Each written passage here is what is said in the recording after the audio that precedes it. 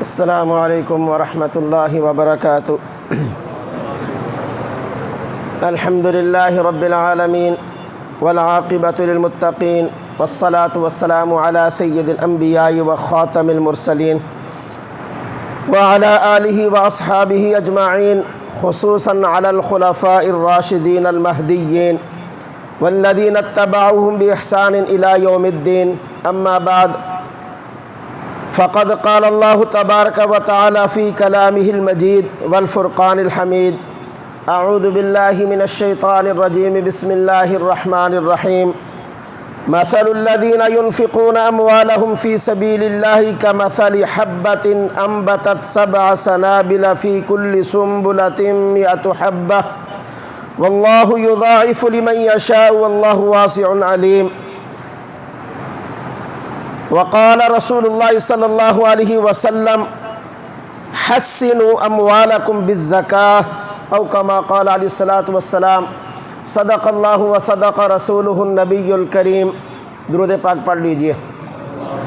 اللہم صلی علی محمد وعلی آل محمد کما صلیت علی ابراہیم وعلی آل ابراہیم انکا حمید مجید۔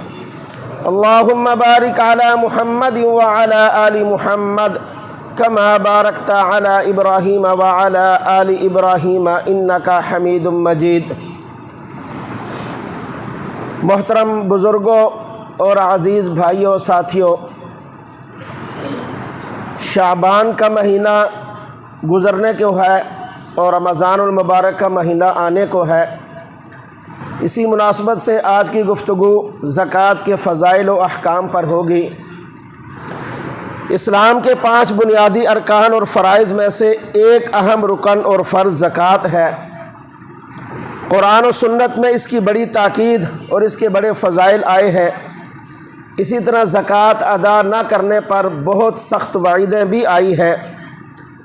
زکوٰۃ چونکہ ایک فریضہ ہے اور فرض کے حکم میں ہے، اس لیے ضروری ہے کہ اس کے احکام و مسائل سے آگاہی ہو۔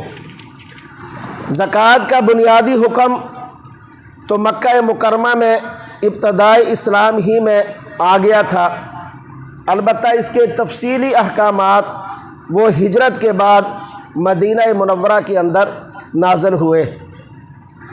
قرآن مجید میں 70 سے زائد مقامات پر نماز کے ساتھ زکوٰۃ ادا کرنے کا حکم دیا گیا ہے۔ قرآن کریم میں اللہ رب العزت کا فرمان عالی شان ہے، وَأَقِيمُوا الصَّلَاةَ وَآتُوا الزَّكَاةَ، نماز قائم کرو اور زکوٰۃ ادا کرو۔ ایک جگہ فرمایا وَأَقِيمُوا الصَّلَاةَ وَآتُوا الزَّكَاةَ وَأَطِيعُوا الرَّسُولَ لَعَلَّكُمْ تُرْحَمُونَ، نماز قائم کرو، زکوٰۃ دو اور رسول اللہ صلی اللہ تعالیٰ علیہ وسلم کی اطاعت کرو تاکہ تمہارے اوپر رحم کیا جائے، تاکہ تمہارے اوپر اللہ کی رحمت کا نزول ہو۔ اور اللہ کے نبی سرکار دو عالم صلی اللہ تعالیٰ علیہ وسلم نے اسلام کے بنیادی ارکان کا ذکر کرتے ہوئے فرمایا بنی الاسلام علی 5، کہ اسلام کی بنیاد 5 چیزوں پر ہے۔ شہادت اللہ الہ الا اللہ وان محمد الرسول اللہ، کہ اس بات کی گواہی دینا کہ اللہ کے سوا کوئی معبود نہیں، اور اس بات کی گواہی دینا کہ حضرت محمد صلی اللہ علیہ وسلم اللہ کے آخری رسول ہیں۔ وَإِقَامِ الصَّلَاةِ، اور نماز کو قائم کرنا، وَإِيتَاءِ الزَّكَاةِ، اور زکوٰۃ ادا کرنا، وَحَجِّ الْبَيْتِ، اور بیت اللہ کا حج کرنا، وَصَوْمِ رمضان، اور رمضان کے روزے رکھنا۔ یہ 5 بنیادی ارکان ہیں اسلام کے۔ سامعین محترم، یہ زکوٰۃ صرف شریعت محمدی کے اندر ہی فرض نہ تھی یا نہ ہے، بلکہ سابقہ شریعتوں کے اندر بھی اس کا حکم ہے، چہ جائے طریقہ الگ الگ ہوگا، لیکن حکم تمام تر شریعتوں کے اندر نماز کا بھی تھا اور زکوٰۃ ادا کرنے کا بھی تھا۔ چنانچہ پہلی شریعتوں کے بارے میں اللہ رب العزت کا فرمان ہے، بنی اسرائیل کو جو تورات کے اندر احکامات صادر فرمائے گئے ان میں یہ ذکر ہے قرآن کریم کے اندر اس کا کہ وَإِذْ أَخَذْنَا مِيثَاقَ بَنِي إِسْرَائِيلَ لَا تَعْبُدُونَ إِلَّا اللَّهَ، کہ جب ہم نے وعدہ لیا بنی اسرائیل سے کہ اے آل یعقوب آپ نے اللہ کے سوا کسی کی عبادت نہیں کرنا۔ وبالوالدین احسانا، والدین کے ساتھ حسن سلوک سے پیش آنا ہے۔ وذی القربى والیتامى والمساکین، قریبی رشتہ داروں، یتیموں، مسکینوں کے ساتھ حسن سلوک سے پیش آنا ہے، ان کی بنیادی ضروریات کا خیال رکھنا ہے، اپنے مال میں سے ان کی ضروریات کو بھی پورا کرنا ہے۔ وقولوا للناس حسنا، اور لوگوں کے ساتھ اچھائی سے بات کرنی ہے، حسن سلوک سے بات کرنی ہے، نرمی سے بات کرنی ہے۔ وَأَقِيمُوا الصَّلَاةَ وَآتُوا الزَّكَاةَ، اور زکوٰۃ بھی ادا کرنی ہے، نماز بھی پڑھنی ہے۔ تو گویا بنی اسرائیل کے اندر بھی نماز اور زکوٰۃ کا حکم تھا۔ اسی طرح دوسری جگہ فرمایا وَقَالَ اللَّهُ إِنِّي مَعَكُمْ، اللہ فرماتے ہیں کہ اے بنی اسرائیل میں تمہارے ساتھ ہوں۔ کب؟ لَإِنْ أَقَمْتُمُ الصَّلَاةَ، جب تم نماز کو قائم رکھو گے، وَآتَيْتُمُ الزَّكَاةَ، اور زکوٰۃ ادا کرو گے، وَآمَنْتُمْ بِرُسُلِي، اور میرے تمام تر رسولوں پر ایمان لاؤ گے۔ آگے لمبی بات کہ زکوٰۃ کا حکم پہلی شریعتوں کے اندر بھی تھا۔ اسی طرح مختلف انبیاء کی تعلیمات کا ذکر کرتے ہوئے بھی اللہ رب العزت نے اس قوم کے اندر زکوٰۃ کے حکم کا تذکرہ فرمایا۔ چنانچہ سیدنا عیسیٰ علیہ السلام نے فرمایا تھا وَأَوْصَانِي بِالصَّلَاةِ وَالزَّكَاةِ مَا دُمْتُ حَيًّا، میرے رب نے مجھے حکم دیا ہے جب تک میں زندہ رہوں نماز قائم کرتا رہوں، زکوٰۃ ادا کرتا رہوں۔ اسی طرح حضرت اسماعیل علیہ السلام کے بارے میں فرمایا وَكَانَ يَأْمُرُ أَهْلَهُ بِالصَّلَاةِ وَالزَّكَاةِ وَكَانَ عِنْدَ رَبِّهِ مَرْضِيًّا، کہ حضرت اسماعیل علیہ السلام اپنے گھر والوں کو حکم دیا کرتے تھے نماز قائم کرنے کا، زکوٰۃ ادا کرنے کا، اور وہ اپنے رب کے نزدیک پسندیدہ تھے، اور جو بھی یہ کام کرے گا وہ اپنے رب کا پسندیدہ بنے گا، وہ اپنے رب کا محبوب بنے گا۔ اسی طرح حضرت ابراہیم علیہ السلام اور ان کی آل کا تذکرہ کرتے ہوئے اللہ فرماتے ہیں وَأَوْحَيْنَا إِلَيْهِمْ فِعْلَ الْخَيْرَاتِ وَإِقَامَ الصَّلَاةِ وَإِيتَاءَ الزَّكَاةِ وَكَانُوا لَنَا عَابِدِينَ، کہ ہم نے انہیں نیک کام کرنے، نماز قائم کرنے، زکوٰۃ ادا کرنے کا حکم دیا، اور وہ تو تھے ہی ہماری عبادت بجا لانے والے، وہ تو ہماری عبادت کرنے کے اندر خوشی محسوس کرتے تھے، عبادت ہی کرتے تھے۔ اسی طرح میرے بھائیوں، جو بات سمجھنے کی ہے، کاش آج کا مسلمان اسے سمجھ جائے۔ آج کا مسلمان اللہ کو ماننے کے ساتھ ساتھ اللہ کی مان لے، آج کا مسلمان پیارے آقا صلی اللہ علیہ وسلم کو ماننے کے ساتھ ساتھ پیارے آقا کی بھی مان لے۔ آج کا 90% سے زائد جو مسلمان ہے وہ اللہ کو مانتا ہے سچے دل سے، نبی پاک صلی اللہ علیہ وسلم کو مانتا ہے سچے دل سے، جان قربان کرنے پہ ہر لمحہ وقت تیار رہتا ہے، لیکن نہ اللہ کی مانتا ہے نہ پیغمبر خدا صلی اللہ علیہ وسلم کی مانتا ہے۔ یہ کی ماننا جو ہے یہ ہمارے اندر سے نکل گیا ہے، یہ ہر درمی، یہ پتہ نہیں کیا کیا اندر آ گیا، جس کی وجہ سے اللہ رب العزت نے قرآن کریم میں جا بجا فرمایا کہ لوگوں، یہ مال و متاع، زمین و جائیداد کے مالک تم نہیں ہو، اس کا حقیقی مالک وہ اللہ ہے۔ جس دن سے یہ دنیا بنی اس دن سے لے کر قیامت تک اس جگہ پہ لوگ آئے چلے گئے، اس کا حقیقی وارث کوئی نہیں بنا، اور اگر کوئی ہوتا تو وہ اپنی جائیداد، جس مکان کو وہ 5-7 سال لگا کے اتنی محنت سے اس کی ایک ایک چیز بنواتا ہے، لگواتا ہے، وہ اس کو چھوڑ کے نہ جاتا، وہ اس کو چھوڑ کر نہ جاتا۔ تو اللہ کیا فرماتے ہیں قرآن کریم میں؟ فرمایا وَمَا بِكُم مِّن نِعْمَةٍ فَمِنَ اللَّهِ، اے انسان سمجھ لے، اپنے آپ کو سمجھا لے کہ تیرے پاس جو بھی نعمت ہے اس کا مالک اللہ ہے، تم اس کے مالک نہیں ہو۔ فَمِنَ اللَّهِ، وہ اللہ کی ہے۔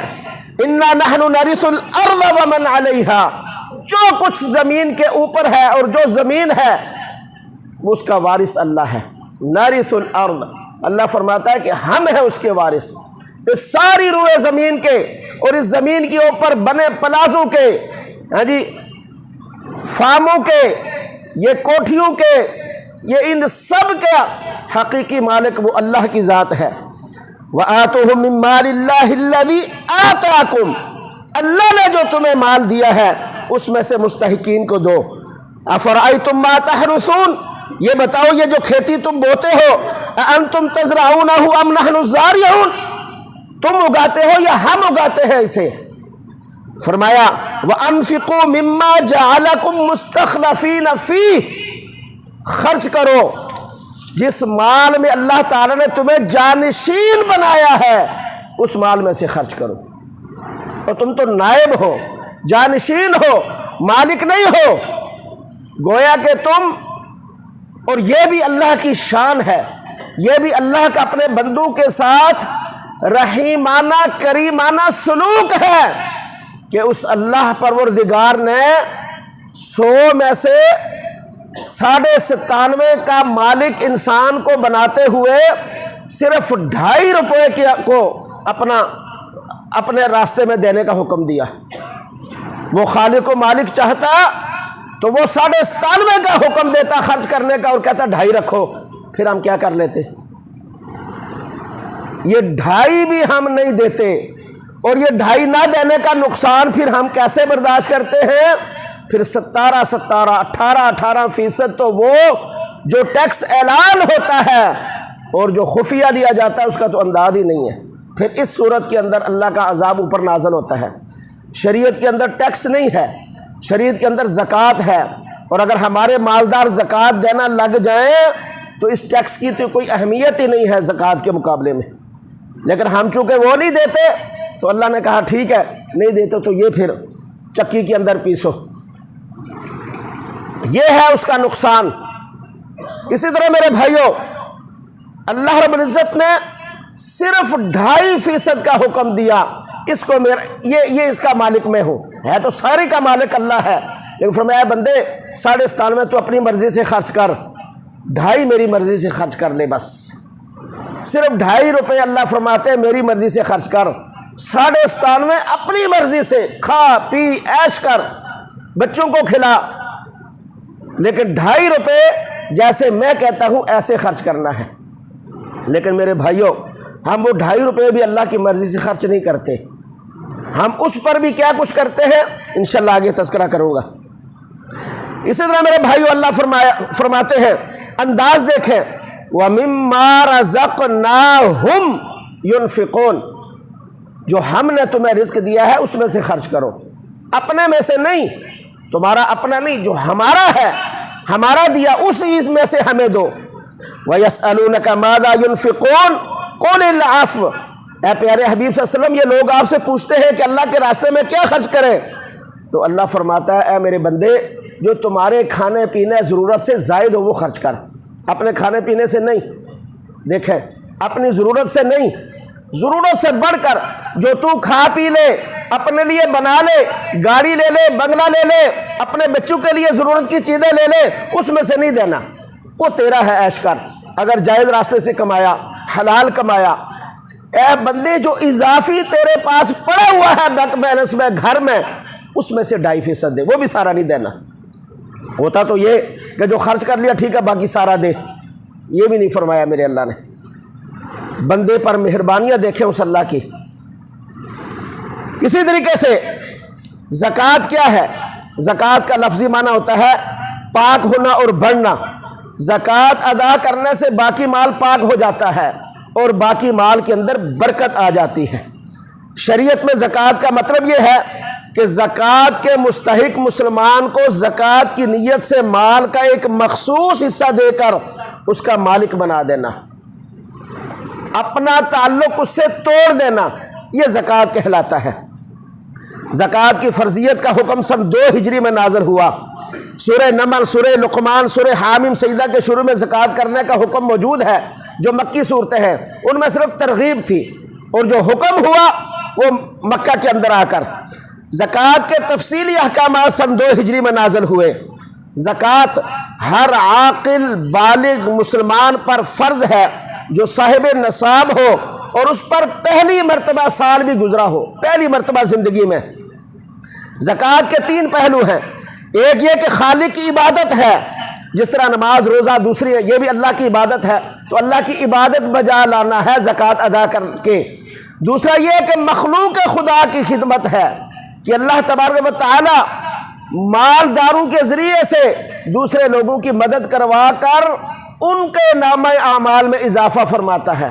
وہ چاہتا تو اپنی یعنی بغیر اسباب کے بھی نزول فرما دیتا، وہ چاہتا تو کوئی اور بندوبست بھی کر دیتا، لیکن اپنے مالدار محبوب بندوں کو اس قدر اہمیت دی، فضیلت دی کہ ان کے مال میں تھوڑا سا حق ان کا رکھ کے ان کا مرتبہ بلند کر دیا۔ ہاں جی، اسی طرح تیسرا پہلو ہے اخلاقی اور روحانی بیماری کا علاج، کہ جو مال کی حرص اور حب محبت ہوتی ہے وہ انسان کے دل سے نکل جاتی ہے کہ یہ اللہ کا مال ہے، اللہ کے راستے میں خرچ کرنا ہے۔ میرے بھائیوں، زکوٰۃ بنیادی طور پر 4 چیزوں میں ہوتی ہے: سونا، چاندی، نقدی، مال تجارت۔ اور یہ توجہ سے سن لیجئے گا، تفصیلی احکام تو انفرادی ہوتے ہیں، وہ آپ علماء سے، مفتیان کرام سے پوچھ کر اس کے مطابق عمل کیا کریں، چونکہ یہاں اتنا وقت نہیں ہوتا کہ ہر ایک کی تفسیر بتائی جائے۔ یہاں ایک خلاصہ بیان کیا جاتا ہے تاکہ ترغیب ہو، پتہ چلے فضیلت کا، اور نہ دینے پر اللہ کی طرف سے کوئی ناراضی جو ہے اس کا پتہ چلے۔ باقی تفصیلی احکامات وہ انفرادی طور پر آپ پوچھ کر اس پر عمل کیا کریں، اس میں خیر ہوتی ہے۔ سونا، صرف سونا ہو، صرف سونا، چاندی، نقدی، مال تجارت نہ ہو، یہ توجہ سے سنیے گا، تو 7.5 تولے سے کم پر زکوٰۃ لازم نہیں آتی۔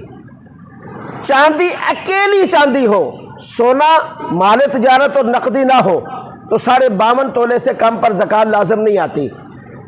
اکیلے پیسے ہو، سونا، چاندی اور مال تجارت نہ ہو تو 52.5 تولے چاندی کے برابر ہونا ضروری ہے۔ آج کل میرے خیال میں 1,05,000 سے 10,000 کے درمیان بنتا ہے۔ میں نے کوئی مہینہ پہلے پتہ کیا تھا تو 1,05,000 بنتا تھا، اب تھوڑا سا اور زیادہ ہو گیا ہوگا، تو 1,00,000 آپ 10,000 لگا لیں، یہ نقدی اس کے پاس ہو۔ اور اگر اس کے پاس مال تجارت ہو اکیلا، اور مال تجارت سے مراد ہے کہ اس نے بیچنے کی نیت سے خریدا ہو، تو وہ بھی کتنا ہو؟ 1,10,000 کا کم از کم، اس سے زائد جتنا کا بھی اس پر ہوگی۔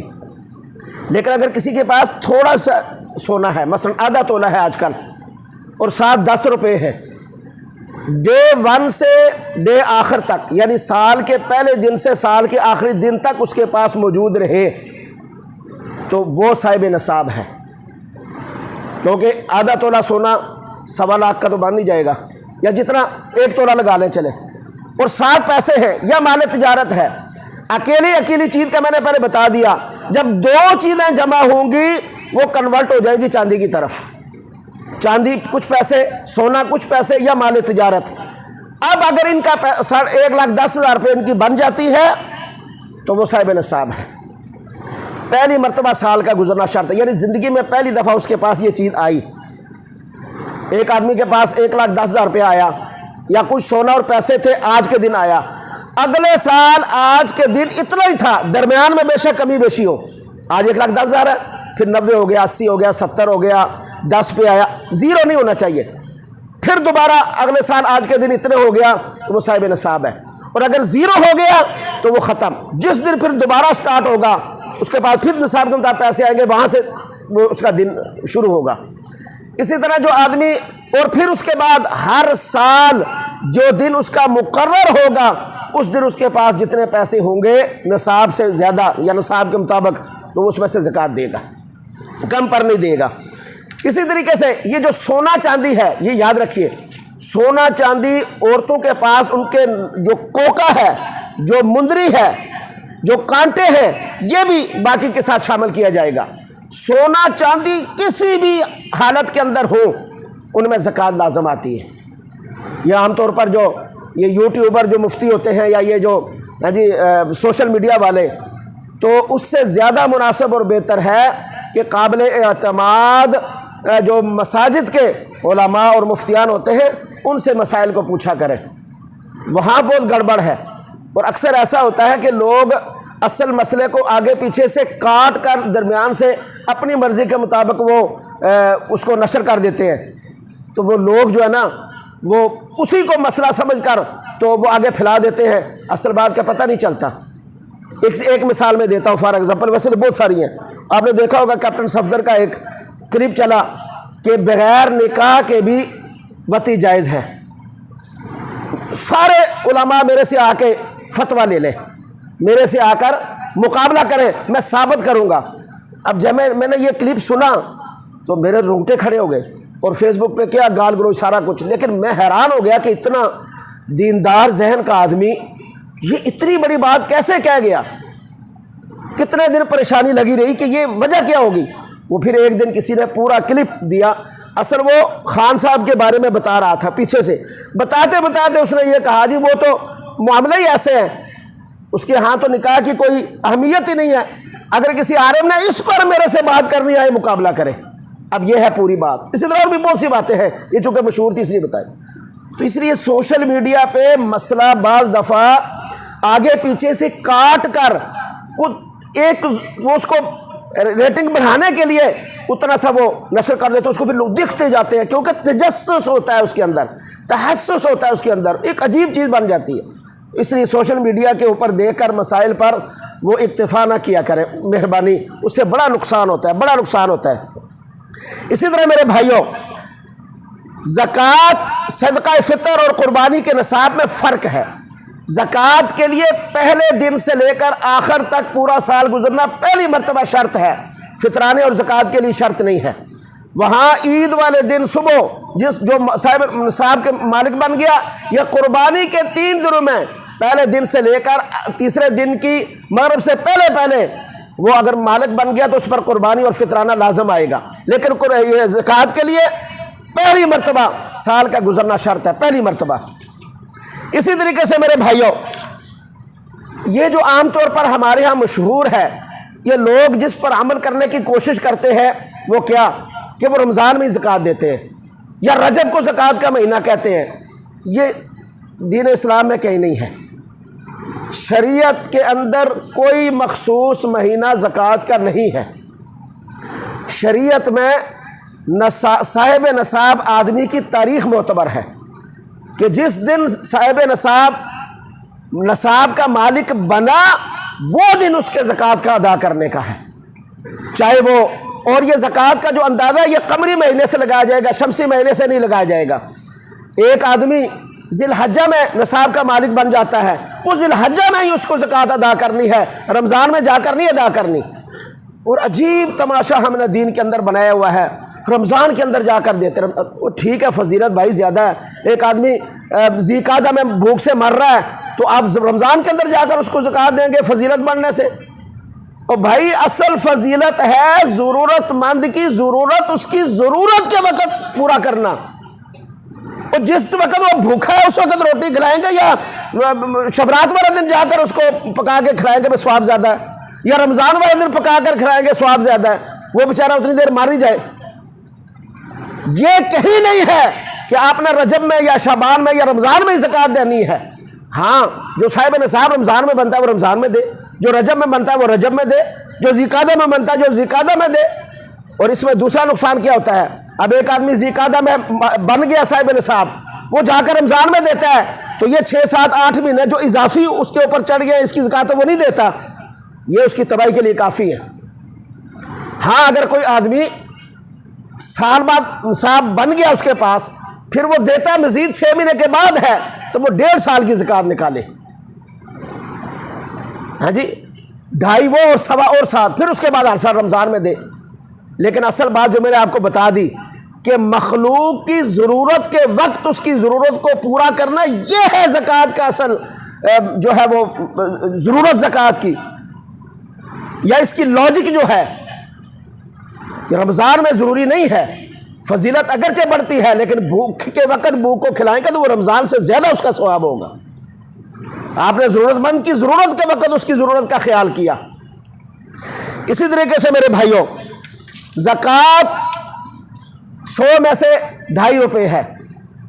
جو سونا چاندی یا مال تجارت ہے اس کی مارکیٹ ویلیو اس دن جا کے آپ لگائیں گے جس دن آپ نے زکوٰۃ دینی ہے. سونے چاندی کو پکڑیں گے، سنیارے کے پاس لے جائیں گے، بھائی یہ سونا ہم نے بیچنا ہے، آپ کتنے کا لیں گے؟ وہ کہ جی اتنے کا، اس پہ زکوٰۃ لازم آئے گی. کیونکہ آپ 2.5 لاکھ کا بنوائیں گے وہ ظالم 2.25 लाख का ही लेंगे वापस। लेते वक्त भी और देते वक्त भी क्या हाल होता है, ये तो बस रोज़े महशर ही पता चलेगा इनको क्या क्या तरीके इख्तियार किए जाते हैं। ये एक दूसरा मौजू है। बहरहाल उस दिन प्लाट, मकानात, प्लाजे, गाड़ियाँ जो बेचने की नीयत से ली हुई हैं उनकी भी मार्केट वैल्यू लगाएंगे। कीमत ख़रीद नहीं, मार्केट वैल्यू उस दिन की। बाद दफ़ा आदमी 10 करोड़ का प्लाट लेता है तो वो ज़कात वाले दिन वो करोड़ का रह जाता है, तो 10 करोड़ की नहीं, उस करोड़ की देंगे। और बाद दफ़ा आदमी 50 लाख का प्लाट लेके वो 20 करोड़ का हो जाता है, तो वो जो मार्केट वैल्यू। इसी तरीके से जो डायमंड होते हैं, हीरे जवाहरात, ये चीज़ें, ये अगर पहनने के लिए ली है ज़कात नहीं है, चाहे खरब रुपए का ही क्यों ना हो। ख़रीदो फरोख्त के लिए ली है तो ज़कात है, चाहे 10 रुपये का क्यों ना हो। इसी तरीके से जितने घर वगैरह प्लाजे किराए पे दिए हुए हैं इन पर ज़कात नहीं है। किराया जो ले रहे हैं अगर वो जमा है उस पर ज़कात है, खर्च हो जाता नहीं है। बेचने के लिए एक कमरा भी लिया हुआ है उस पर ज़कात है। बात समझे ना। गाड़ियां किराए पे लेने देने के लिए 100 आपके पास है, उस पर ज़कात नहीं है, ज़ाती ज़रूरत पर नहीं है। जो बेचने के लिए आपने ली है एक, उस पर ज़कात है। तो शरीयत का हुक्म शरीयत के मुताबिक है, अपनी अकल के मुताबिक नहीं कि भाई 100 गाड़ियाँ उस पर क्यों नहीं। भाई जो शरीयत कहती है वही असल है, जो हम समझते हैं वो नहीं असल। इसी तरीके से मेरे भाइयों, ज़कात का माल इसे अल्लाह के हबीब सल्लल्लाहु अलैहि वसल्लम ने मैल कुचैल करार दिया, और अगर ये ना निकले बाकी माल को, जिस कहते हैं मैल कुचैल को, उसके ज़रिए से वो गल सड़ जाता है। गल सड़ जाने का मतलब यह है कि वो ज़ाया हो जाता है। ऐसे ही सैलाब के ज़रिए से, आतिशज़दगी के ज़रिए से, हाँ जी, दूसरे कई ज़राए से जब आदमी अल्लाह के रास्ते में ना देना, फिर अल्लाह किसी भी तरीके से उससे निकलवा लेता है, बचता नहीं है। ये जहन में रख ले। अगर अपनी मर्ज़ी से दे देंगे तो रहमत ही रहमत है, नहीं देंगे अल्लाह ले लेगा, क्योंकि है जो उसका। और कई मिसालें हैं, वक्त नहीं है। फरमाया मन अद्दा ज़कात मालिही फ़क़द ज़हब अन्हु शर्रुहु। तिबरानी की रिवायत है कि जिसने ज़कात अदा कर दी तो उससे उस माल का शर दूर हो गया। कितनी बड़ी बात, शर दूर हो जाए, पीछे क्या बचता है। इसी तरह माल में बरकत आती है, बेजा बरकत आती है माल में। मेरे भाइयों, एक बात जहन में रखें, ज़कात और सदक़ात नाफिला में फ़र्क है। ज़कात जो है फ़र्ज़, और सदक़ात ने वैसे सदका खराज जिसे हम कहते हैं, इनमें फ़र्क है। असल ज़कात का मकसद ये है कि ज़कात के मुस्तहिक को गैर मुस्तहिक बना देना। ज़कात के मुस्तहिक को उसके पाँव पर खड़ा करके उसको गैर मुस्तहिक बना देना। ज़कात का मतलब ये नहीं है ज़कात गरीब फ़कीर, कुरान करीम के अंदर 10वें पारे में है, आप वहाँ तफसील देखें। इन्नमस्सदक़ातु लिल-फ़ुक़रा वल मसाकीन वल आमिलीना अलैहा वल मुअल्लफ़ति, 8-10 मसारिफ़ जहाँ बयान किए गए हैं। इन लोगों को ज़कात दें। और ज़कात का असल मकसद ये होता है कि वो भाई जो अपने पाँव पर खड़ा नहीं है उसको पाँव पर खड़ा करके कल ज़कात देने के लायक बना देना, उसको कोई कारोबार शुरू करा देना, उसका कोई ऐसा काम कर देना कि वो अपने पाँव पे खड़ा होकर खुद ज़कात देने का हल हो जाए। बुनियादी ज़रूरत को पूरा करना। ये जो हमने तमाशे बनाए हुए हैं, ये यानी कुर्सियां लगा के ये रोड बंद कर देनी, हाँ जी, 100, 200, 400 बंदों को, और सब लोगों के चंदे से चौधरी बन के कुर्सी पे बैठकर लोगों को जलील और रुसवा कर रहे हैं, लाइनें लगा रहे हैं और 5-5 हज़ार के गट्टू बना के दे रहे हैं। और खुदा के बंदों को अपनी अकल को इस्तेमाल करते हो। आप में से कोई उठ के बताए कि जो 11 महीने अपने घर का राशन ले सकता है वो रमज़ान के अंदर नहीं ले सकता? बताएं कोई। भाई 11 महीने अपने बच्चों का पेट पाल रहा है, वो 12वें महीने रमज़ान के अंदर अपने बच्चों का पेट नहीं पाल सकता? अजीब तमाशा बनाया हुआ है। लोगों का से चंदा कर करके, लोगों से पैसे इकट्ठा करके आप लोगों को, गरीबों को जलील और रुसवा करते हैं। ان کی عزت نفس مجروح کرتے ہیں، لائنیں لگی ہوتی ہیں عورتوں کی، ٹرک لا کے کھڑا کر دیا جناب ادھر اس کا آٹے کا، لائنیں لگی ہوئی ہیں لوگوں کی، 10 توڑے کو لے جاتا ہے، کوئی بیچارہ شرم کے مارے کنارے پہ بیٹھا ہوتا ہے، اس کی طرف کوئی دیکھتا نہیں ہے، یار اس کو بھی ایک دے دے۔ یہ ہے زکوٰۃ کا مصرف، لوگوں کی عزتیں اچھالنا، لوگوں کی عزتیں مجروح کرنا، لوگوں کو ذلیل و رسوا کرنا، رمضان کے اندر لوگوں کی لائنیں لگوانا، یہ تماشے بنائے ہوئے ہیں یہ مالدار لوگوں نے۔ ان تماشوں سے زکوٰۃ کی ادائیگی نہیں ہوتی۔ اللہ کی مخلوق کو تنگ کر کے ان کو اللہ کا مال کا دیا ہوا مال دیتے ہو اور سمجھتے ہو کہ ہم نے بڑا طوفان کھڑا کر دیا، پھر سوشل میڈیا پہ اشتہاروں پہ لکھ دیا جاتا ہے اس مرتبہ 40,000 مستحقین کے اندر زکوٰۃ تقسیم کی۔ کیا عجیب ہم نے لوگوں کو ذلیل کرنے کا ایک طریقہ بنا دیا گیا ہے۔ ہاں جی، اجتماعی شادیاں جی، اشتہار لگ جاتا ہے، 70 جوڑوں کی شادیاں ہوئی۔ اللہ کرے جو شادی کروانے والا ہے وہ اس قابل بنے کہ اس کی بچی ہاں جی 1000 بندے کے بیچ میں بیٹھ کر وہ جہیز 10 لاکھ کا بھی کیوں نہ ہو، ہاں جی وہ لے کر وہ جائے ہاں اور کہے یہ دیکھو میری بیٹی یہ غریبوں یہ زکوٰۃ کا اور یہ صدقات کا جہیز لے کر اپنے گھر میں جا رہی ہے۔ بتائیں آپ میں سے کوئی ایک وہ ساری زندگی اپنی سسرال میں عزت سے گزار سکے گی آج کی ساسوں کے ساتھ؟ کیا عجیب تماشا بنایا ہوا ہے لوگ جی۔ وہ ترغیب ہے نا، ترغیب، کاش اللہ تمہاری بیٹی کو اس جگہ پہ بٹھائے، پھر میں دیکھوں تمہاری ترغیب کدھر سے آتی ہے۔ اور تم چپکے سے نہیں اس گھر میں جا کر پیسے دے سکتے جس گھر میں بیٹی جوان ہے کہ یار بچی کی شادی کروا لیں۔ تم نے یہ تمبو لگا کر ضروری لوگوں کو بتا کر ان کی عزت مجروح کرنی ہے اور خراب کرنی ہے۔ اللہ کے لیے یہ ڈرامے بازیاں ختم کریں۔ اللہ کے حبیب فرماتے ہیں دائیں ہاتھ سے دیا جائے بائیں ہاتھ کو پتہ نہ چلے۔ ترغیب کی اور بھی بہت صورتیں ہوتی ہیں۔ ترغیب یہ بھی ہوتی ہے کہ لوگوں کو بتائیں بھی فلاں آدمی ضرورت مند ہے، آپ بھی ذرا مہربانی کر کے مدد کریں، آپ بھی ضرورت کا خیال رکھیں۔ یہ گٹوں شٹوں سے زکوٰۃ نہیں ادا ہوتی۔ آپ غریب لوگوں کی لسٹ بنائیں، اپنی زکوٰۃ کو ایک سائڈ پہ رکھیں، ہر مہینے اس کے گھر 10,000 روپیہ خرچہ بھیجیں سارا سال۔ اور سارا سال بیچارہ جو رمضان میں بھوکا ہے وہ سارا سال بھوکا رہتا ہے۔ رمضان کے اندر اس کے بچوں کے کپڑے جوتیاں دیگر ضروریات ہوتی ہے۔ کئی دفعہ ایسا ہوتا ہے کہ آدمی جی یار کوئی غریب ہے 5,000 روپیہ میں شرم کر، کوئی اللہ دے بندے 5,000 روپیہ وہ رمضان کے اندر ہے اس کی ضرورت پوری کرنے کے لیے، 5,000 روپے دکانداروں نے باہر گٹو بنا کے رکھے ہوتے ہیں آج غریباں تقسیم کرنا ہے۔ کیا ڈرامے بازی اور تماشا تم نے دین کو بنایا ہوا ہے۔ یہ ہے زکوٰۃ ادا کرنے کا طریقہ۔ زکوٰۃ ادا کرنے کے لیے ضرورت مند کو تلاش کریں، گھروں میں جائیں، یہ ڈیوٹی ہے آپ کی۔ کل اللہ پوچھے گا کہ وہ میرا 2.5 روپیہ کہاں خرچ کیا ہے۔ ضرورت مند تلاش کریں، اس کے سال کی لگائیں، اس کا خرچہ لگائیں، شادی بیاہ والا گھر تلاش کریں، یتیم بیوہ کے گھر تلاش کریں، ان کی ضرورت کو پورا کریں، گھر بنا کے دیں ان کو، ان کے بستر، ان کے برتن، چارپائیاں جو ضرورت ہے وہ پوری کریں ان کی۔ یہ گٹوں شٹوں کا ڈرامے ختم کریں۔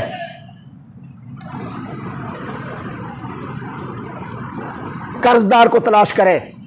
قرآن کریم کے اندر اللہ رب العزت نے والغارمین یہ حکم دیا ہے کہ جن پر بوجھ پڑا ہوا ہے، جو بوجھ تلے دبے ہوئے ہیں، ان کے قرض اتاریں۔ اور قرآن کریم میں اللہ نے فرمایا کہ فک رقبہ، جو گردن پھنسی ہوئی ہے اس گردن کو آزاد کریں۔ اس میں سے قرض دار جو ہے، جو بے گناہ قیدی ہیں، جو کسی نے اغوا کر لیا، وہ ایسے لوگ ان کی مدد کریں۔ یہ زکوٰۃ بنیادی طور پر اس کے لیے ہے۔ اور اسی طرح میرے بھائیوں، بزرگوں، دوستوں، خرچ کرتے ہوئے دھیان رکھیں کہ جس پر خرچ کر رہے ہیں وہ کیا حیثیت رکھتا ہے۔ ایک مانگنے والا آدمی ہوتا ہے اور ایک کسی سٹیٹس پہ یا کسی یعنی ایک جگہ پہ ایک اس کا اپنا ایک یعنی عزت، احترام اور اکرام ہوتا ہے۔ ان میں فرق ہوتا ہے کہ آدمی دیتے وقت یہ خیال کرے کہ میں یہ جو دے رہا ہوں اللہ کے لیے، اللہ کی یعنی راضی کے لیے، اللہ کو خوش کرنے کے لیے، یہ میں کیا دے رہا ہوں، کس کو دے رہا ہوں۔ دائیں بائیں آگے پیچھے ضرورت مندوں کو دیکھیے، ان کی ضرورت کو چپکے سے پورا کیجئے۔ یہ ہے اصل چیز۔ اور ہر ایک کو دیتے وقت اس کا لحاظ رکھیے کہ ہم کس کو دے رہے ہیں اور کیسے دے رہے ہیں۔ اس دور کے اندر جہاں پچھلے 1 سال سے جو مہنگائی جس شرح سے بڑھی ہے، اس شرح سے ملازمین کی تنخواہیں نہیں بڑھی۔ اپنے ملازمین کو بھی دیکھیں کہ ان میں سے اگر کوئی ضرورت مند ہے اس کے گھر کو دیکھیں، جانچیں، پڑتال کریں، ان کی بھی خدمت کریں، ان کی بھی مدد کریں، ان کی بھی ضرورتوں کا خیال رکھیں۔ یہ گاڑیاں، بنگلے، پلازے اور یہ کروڑہا روپے کی مالیت اللہ نے جو عطا کی ہے، ایک ایک پائی کا حساب قیامت کے دن دیکھ کر روز محشر میں میدان حشر سے قدم اٹھا سکیں گے۔ کیا ملازمین کو تنخواہیں بھی ملی ہیں یا نہیں ملی؟ یہاں تو فکر ہی نہیں ہوتا کسی کو۔ جو آدمی جہاں جا رہا ہے ٹھیک ہے، دوسرے کا لحاظ ہی نہیں۔ دوسروں کا لحاظ اور خیال یہ میرے بھائیوں ان لوگوں کے ذمہ ہے جن کو اللہ تعالیٰ نے اپنی برکتوں، رحمتوں اور عنایتوں سے نوازا ہوا ہے۔ یہاں تو مہینوں مہینہ تنخواہیں نہیں دی جاتی، کسی کے کان پہ جوں نہیں رینگتی، پتہ ہی نہیں ہوتا وہ بیچارہ کھائے گا کہاں سے، پہنے گا کہاں سے، رہے گا کہاں، فکر ہی کوئی نہیں۔ ایسے دجال بن کے بیٹھے ہوئے ہیں ہاں جی کہ اللہ معاف، وہ ایک دجال آئے گا یہاں کرسی پہ دجال بیٹھا ہوا ہے۔ تو اس لیے میرے بھائیوں، اللہ رب العزت قرآن کریم میں فرماتے ہیں کہ اے میرے بندو، اللہ کے راستے میں خرچ کیا ہوا صدقہ، چاہے وہ زکوٰۃ ہو، صدقہ و خیرات ہو، پورا بدلہ اللہ تمہیں دے گا۔ خاص طور پر جو دین کے داعی ہیں، جو دین کا کام کرنے والے ہیں، وہ زیادہ مستحق ہوتے ہیں۔ قرآن کریم اللہ رب العزت نے فرمایا للذین احسنوا فی سبیل اللہ، وہ لوگ جو اللہ کے راستے میں بند کر دیے گئے ہیں، جو آپ کی مسجدوں کے خدمت گزار ہیں، جو مدارس کے اندر ہیں، جو دیگر ایسے دینی کام کر رہے ہیں کہ وہ دین کا کام کرنے کے لیے اپنا کاروبار نہیں کر سکتے، اور اگر وہ کاروبار کرنے لگ جائیں تو تمہارے بچے جن تک یہ دین پہنچ رہا ہے وہ اس سے بھی محروم ہو جائیں۔ یہ تمہاری نمازوں کا خیال، تمہاری مساجد کی صفائی اور مساجد کی دیگر جو ضروریات کا خیال، لا یستطیعون ضربا فی الارض، وہ زمین کے اندر پھر کے کاروبار نہیں کرتے، کیونکہ اگر کاروبار کریں گے دین کا کام کون کرے گا؟ وہ دین کا کام نہیں کر سکتے۔ یحسبہم الجاہل اغنیاء من التعفف، ناواقف، توجہ کیجئے گا بس آخری بات، ناواقف، جاہل سے مراد ناواقف، ناسمجھ لوگ ان کی ظاہری ٹیپ ٹاپ دیکھ کر سمجھتے ہیں تو بڑا مال والا ہے، یہ کو بڑا پیسہ ہے، یہ کو بڑا کچھ ہے ہاں جی۔ اغنیاء من التعفف، وہ ظاہری، اس کی جو ظاہری سیرت ہوتی ہے اس کو دیکھ کر سمجھتا ہے تو بڑا مالدار ہے، بڑا پیسے والا ہے۔ تعرفہم بسیماہم لا یسألون الناس الحافا، لیکن وہ پہچانے جاتے ہیں کہ وہ واقعی ضرورت مند ہیں اور وہ لپٹ کر چمٹ کر لوگوں سے نہیں مانگتے، لیکن پتہ چل جاتا ہے کہ یہ مقروض ہوں گے، یہ ضرورت مند ہوں گے، ان کی کوئی نہ کوئی ضرورت ہوگی۔ اللہ کیا فرماتے ہیں آگے، وَمَا تُنْفِقُوا مِنْ خَيْرٍ، ان لوگوں پر جو مال خرچ کرے گا خیر میں سے، ان پر مال خرچ کرنا یہ خیر کا ذریعہ اور سبب ہے، اور اس پر اللہ نے یہ نہیں کہا کہ انہیں جنت ملے گی، انہیں اتنے فیصد ملے گا، انہیں یہ ملے گا وہ ملے گا، اس پر اللہ نے کہا فَإِنَّ اللَّهَ بِهِ عَلِيمٌ، ان لوگوں کو کیا ملے گا اسے صرف اللہ ہی جانتا ہے، ان لوگوں کو کیا ملے گا بدلے میں اسے صرف اللہ ہی جانتا ہے۔ اس لیے میرے بھائیوں، اللہ کے راستے میں دیتے وقت اللہ اور اس کے رسول صلی اللہ علیہ وسلم کے احکامات کی پیروی کرتے ہوئے مال خرچ کریں گے تو یہ باعث رحمت اور برکت بنے گا۔ جو کہا سنا اللہ اس پر عمل کی توفیق نصیب فرمائے۔ وما الا البلاغ، سنت ادا کر لیجئے۔